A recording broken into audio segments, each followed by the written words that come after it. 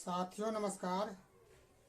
EPS 95 पेंशनरों को minimum pension में 1,000 से बढ़ाकर 7,500 प्लस करने की जो बजट में लोगों को उम्मीद था, उस पर तो पानी फिर गया है। इससे पूरे देश के जो ईपीएस 95 पेंशनर जो कि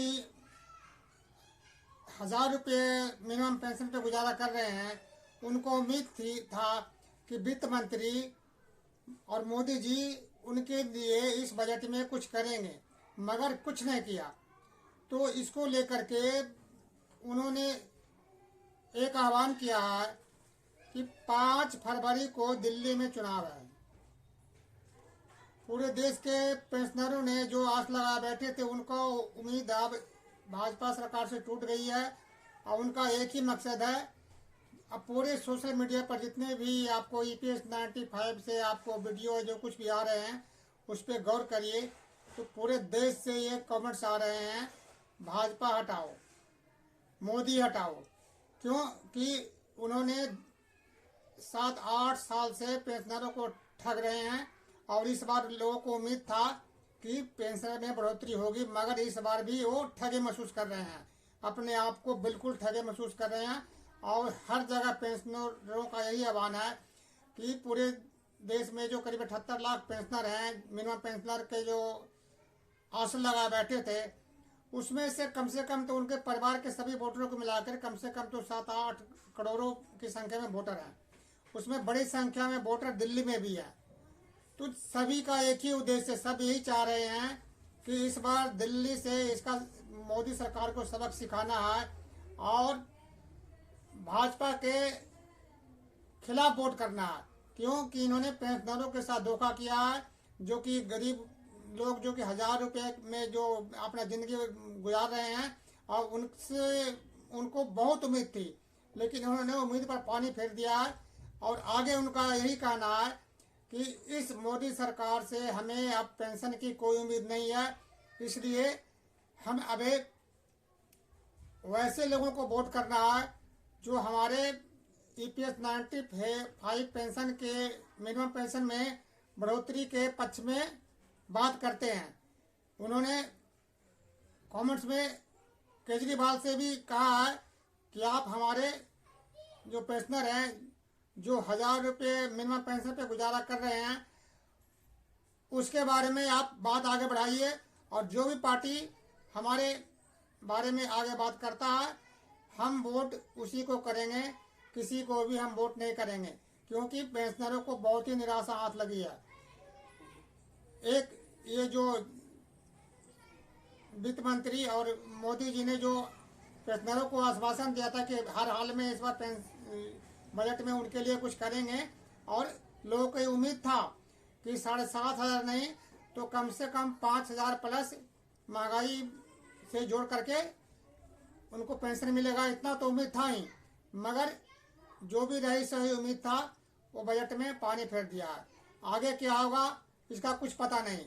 इसलिए जितने भी पेंशनर संगठन हैं, जो भी पेंशन के लड़ रहे हैं, पूरे आप मीडिया पे, सोशल मीडिया पर कमेंट्स देखिए तो सब ने यही कहा कि मोदी सरकार को रहते हुए पेंशन में 1 पैसे की वृद्धि है, मिनिमम पेंशन में वृद्धि नहीं होनी है।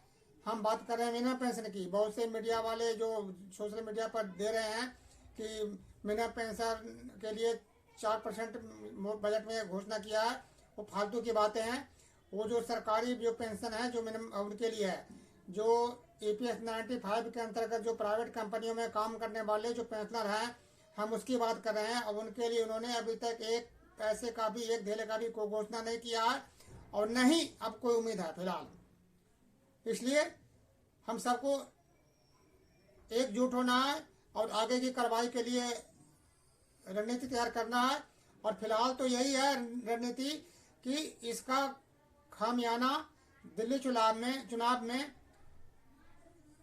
मोदी जी को महसूस कराना जरूरी है, ताकि पता चले कि पेंशनरों को उपेक्षा करने का क्या रिजल्ट होता है। दिल्ली में भी लाखों की संख्या में पेंशनर हैं जो 1,000 से कम में अपना निर्वाह कर रहे हैं, और वो भी उम्मीद लगा बैठे थे। इसलिए पूरे देश के पेंशनरों का यही आह्वान है कि हम ऐसे किसी को भी वोट नहीं देंगे जो कि हमारे साथ धोखा किया, छल किया। इसलिए आपने भाजपा को वोट नहीं देना है, यही उनका कहना है। सोशल मीडिया पर पूरे भरमार है कि पूरे देश में, खाली दिल्ली नहीं, पूरे देश के महाराष्ट्र से, गुजरात से और कई जगह से लोग कमेंट्स कर रहे हैं कि भाजपा सरकार को रहते हुए पेंशन की उम्मीद नहीं करना, इसलिए दिल्ली में इसके खिलाफ वोट करना है। आपसे यही आह्वान है और मैं समझता हूँ कि सभी पेंशनर इस बात से सहमत हैं। जो सहमत नहीं है या जो भी सहमत नहीं है, जो भी है, ये वीडियो में आपको हम पूरे देश की जनता के पेंशनरों की भावना को व्यक्त किया है। ये हमारा कोई पर्सनल भावना नहीं है। आप कमेंट्स में पूरे सोशल मीडिया पर देख सकते हैं। इसलिए आपसे अनुरोध है कि इस वीडियो को अधिक से अधिक दिल्ली के लोगों तक पहुंचाइए और इसके बारे में केंद्र सरकार को सबक सिखाना है, ताकि आगे इनको ध्यान है कि भाई पेंशनरों को उपेक्षा करने का क्या अंजाम होता है। और दोस्तों, यदि वीडियो आपको अच्छा लगता है या बुरा लगता है तब भी आप कमेंट जरूर करिए, और यदि पहली बार देख रहे हैं तो सब्सक्राइब भी करिए और आगे ही बढ़ाइए। और दिल्ली में उसी पार्टी को वोट करना है जो हमारे हित की बात करते हैं, हमारी मांग को उठाते हैं। या फिर लोगों का तो ये कहना है कि जो ऐसे कोई बात नहीं करता तो नोटा पर बटन दबाना है, यानी किसी को वोट नहीं। जो हमारे साथ नहीं, हम उनके साथ नहीं। पेंशनरों का एक ही नारा है, जो हमारे साथ नहीं, हम उनके साथ नहीं। दोस्तों, जय हिंद। वीडियो को आगे बढ़ाइए।